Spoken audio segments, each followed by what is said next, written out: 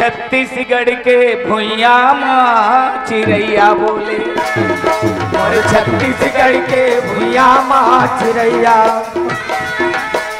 देह बदल गया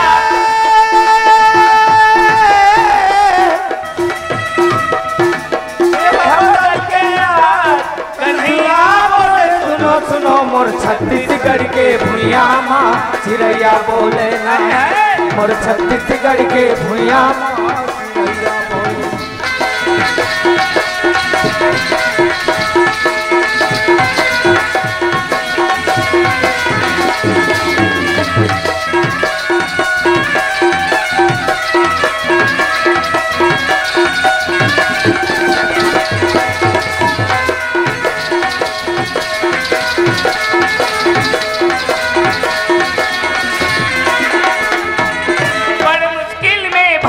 माथा मुश्किल बंधना ले छूटे हैं, मुश्किल के बंधना ले छूटे हैं, बड़े मुश्किल में भारत माता मुश्किल के बंधना ले छूटे हैं।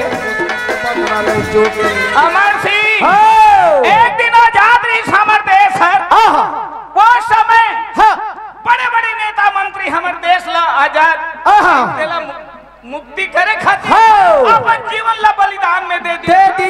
हथकड़ी पाँव में बलि लगे रही, हाथ में हथकड़ी रे संगी पाँव के मेली छोड़े रे पाँव के मेली, हाथ में हथकड़ी रे संगी पाँव के मेली।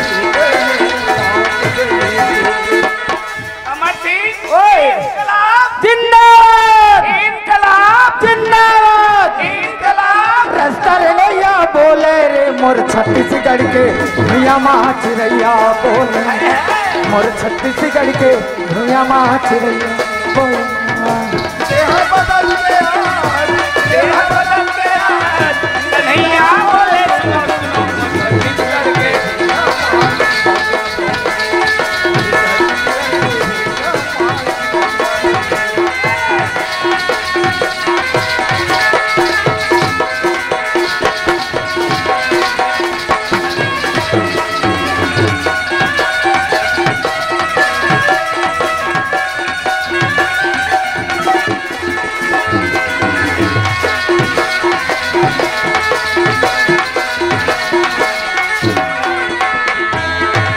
जोहार संगवारी हो।